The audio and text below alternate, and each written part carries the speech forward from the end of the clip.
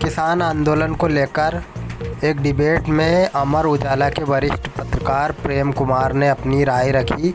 उन्होंने कहा कि आंदोलन की शुरुआत किसने की सरकार ने गाड़ी। और उन्होंने क्या कहा पूरा किसान आंदोलन पर आप भी सुनिए। प्रदेश के समाचार देखने के लिए चैनल को सब्सक्राइब जरूर करें, बेल आइकन का बटन दबाएं, खबर को अधिक से अधिक शेयर करें।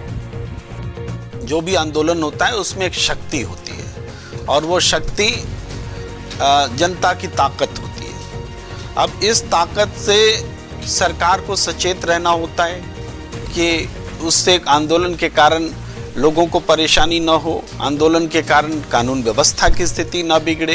ये तमाम चीज़ें चिंता करती है सरकार। एक डॉक्टर समूह जब हड़ताल पे जाता है तो मरीजों के मरने की आशंका रहती है, तो इसका मतलब थोड़े है कि डॉक्टर जो है मरीज का विरोधी है घोषित कर दे। इसका मतलब डॉक्टर को अधिकार नहीं है आंदोलन करने का। आंदोलन होगा, डॉक्टर अगर आंदोलन पे जाएंगे तो मरीज की मौत होगी, लेकिन इसकी जिम्मेदारी चुनी हुई सरकार की होती है कि वो मरीज की मौत ना हो और डॉक्टर को आंदोलन पे रोके, क्योंकि जनता ने सरकार को चुना है, डॉक्टरों को नहीं चुना है। जनता, ये मूल बात को समझना पड़ेगा। अब है कि आंदोलनकारी का जो पेंट किया जा रहा है कि ऐसे हैं वैसे हैं। देखिए, सबसे पहले सड़क को जाम किसने किया? सड़क जाम तो किसानों ने नहीं लगाया। सड़क जाम कीले ठोकी गई, बड़ी बड़ी सीमेंट की चीजें बनाई गई, गिट्टी भरे गए, क्या नहीं किया गया? ऐसा तो दुनिया में कहीं नहीं हुआ भाई, दुनिया में कहीं नहीं हुआ। लेकिन ये चीजें हुई, जाम लगाया, सड़क जाम सरकार ने लगाया। सरकार को क्या हक है सड़क जाम लगाने का? भाई पंजाब हरियाणा हाईकोर्ट पूछ रहा है, हक क्या है सरकार को कि सड़क पर जाम लगाए? तो गलत की शुरुआत सरकार ने कर दी। अब वो ट्रैक्टर, अगर उसने तैयारी की कि हम इस बैरिकेड को तोड़ेंगे, तो वो उस ट्रैक्टर में जो भी बदलाव का जिक्र अवधेश जी कर रहे हैं, उस बदलाव के लिए जिम्मेदार सरकार हुई कि वो आंदोलनकारी हुआ। उसने क्यों इस तरह से सीमेंटिंग की बैरिकेड की? उसको क्या हक है सरकार को कि सड़क पर चलने नहीं देंगे, दिल्ली में घुसने नहीं देंगे? दिल्ली क्या किसी के बाप की है? दिल्ली क्या किसानों की नहीं है? क्या आम जनता की दिल्ली नहीं है? और लेकिन दिल्ली में हम घुसने नहीं देंगे, ये कौन सा संकल्प है? ये संकल्प ही अलोकतांत्रिक है। जब अलोकतांत्रिक हो जाएगी सरकार, तो बुलडोजर न्याय बोलती है भाई। बुलडोजर से किसी को कुछ भी कर लो। आप रिपोर्टिंग कर रहे हैं, आपकी रिपोर्टिंग अगर अगेंस्ट में होगी सरकार की, तो सरकार जाके आपका बुलडोजर से घर गिरा दे सकती है। भाई क्यों हम 144 धारा तोड़ेंगे तो हमारा घर सरकार बुलडोजर से गिरा दे सकती है? क्यों आप पूछ नहीं सकते? बुलडोजर न्याय है। जब सरकार बुलडोजर न्याय को न्याय बताएगी तो जनता से क्या आप अपेक्षा करते हैं? जनता तो, आंदोलन तो होता ही है कानून को तोड़ने के लिए। आंदोलन का 144 धारा फॉलो करके आंदोलन होगा कि डिसिप्लिन में आइए, लाइन में लग जाइए और दिल्ली में जाइए।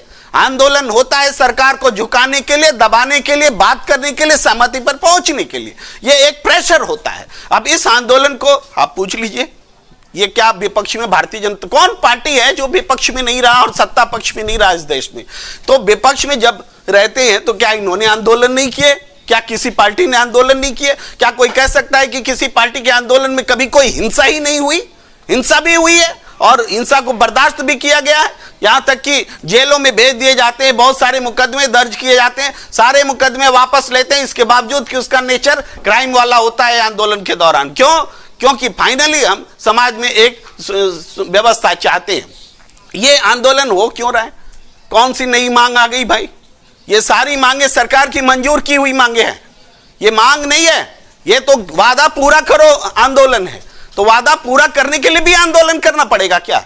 जो आपने कमिट कर दिया कि हम कानून वापस लेते हैं, काला कानून वापस लेते हैं, और उसके बाद में कहा कि अब एमएसपी बनाते हैं। एमएसपी की 37 बैठकें हो गई, उस बैठक के बारे में देश को कुछ पता नहीं है। अब भी कह रहे हैं कि टाइम चाहिए और आंदोलन चाहिए। तो आपको क्या 5 साल के लिए चुनने के बजाय क्या आपको 50 साल के लिए चुना जाएगा?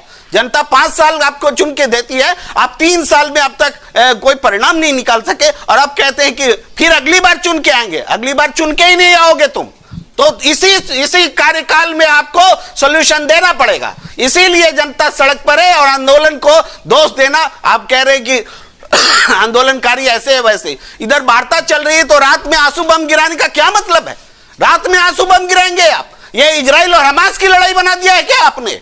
और ये जो हालात बना दिया, और उसके बाद अगर कोई बेचैनी में कोई प्रतिक्रिया करेगा तो उसको देशद्रोही कहोगे?